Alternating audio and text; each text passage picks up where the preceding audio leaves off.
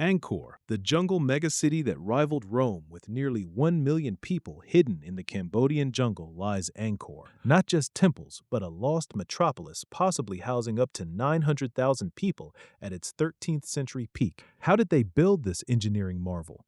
Imagine a sprawling city larger than ancient Rome, where towering stone temples pierced the canopy, vast canals shimmered under the tropical sun, and markets buzzed with life along meticulously planned roads. This was Angkor, the heart of the Khmer Empire, which flourished from the 9th to the 15th centuries. Far more than a collection of sacred sites, Angkor was a sophisticated hydraulic civilization, a low-density urban giant sustained by one of the most advanced water management systems the ancient world had ever seen. The Khmer Empire rose in the early 9th century when King Jayavarman II declared himself a god king, uniting disparate kingdoms under a divine mandate. Over centuries, successive rulers transformed the flood-prone plains near the Tonle Sap Lake into a thriving capital. At its height, Greater Angkor covered hundreds of square kilometers, an interconnected network of temples, residential zones, rice paddies, and reservoirs known as barays.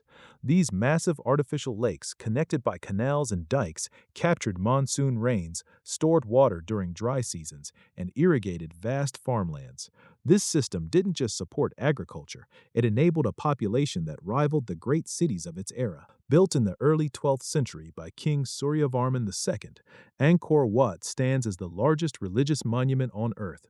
Dedicated originally to the Hindu god Vishnu, its 5 central towers symbolize the peaks of Mount Meru, the mythical home of the gods in Hindu cosmology. The temple's vast moat, outer walls, and intricate galleries cover over 160 hectares.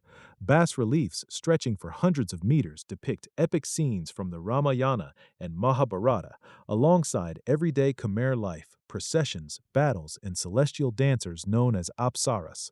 Construction was an astonishing feat.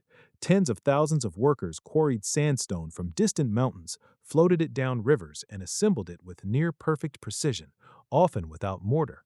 Angkor Wat was more than a temple. It embodied the king's divine authority and served as his eventual mausoleum.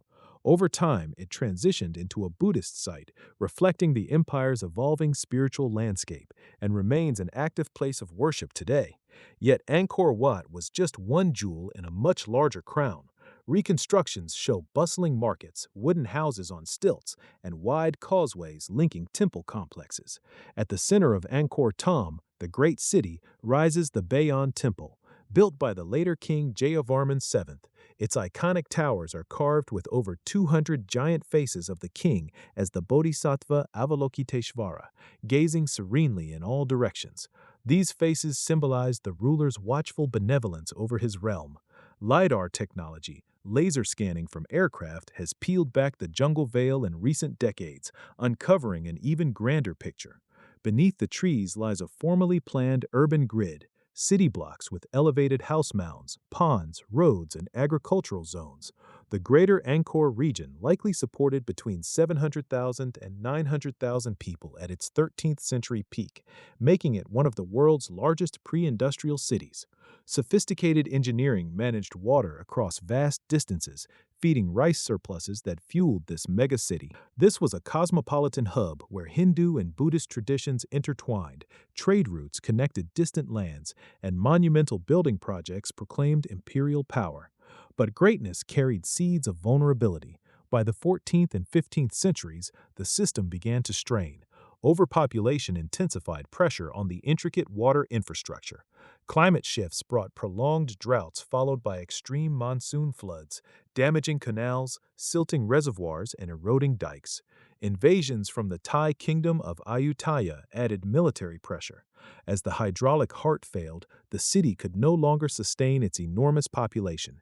The Khmer court gradually shifted toward riverine trade centers closer to the coast, and Angkor faded into the jungle. Today, Angkor stands as a UNESCO World Heritage Site and Cambodia's premier tourist destination.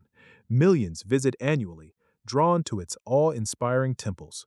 Ongoing discoveries through LiDAR and archaeology continue to rewrite its story, revealing the true scale of this jungle megacity and offering lessons about urban resilience, environmental management, and the delicate balance between human ambition and nature.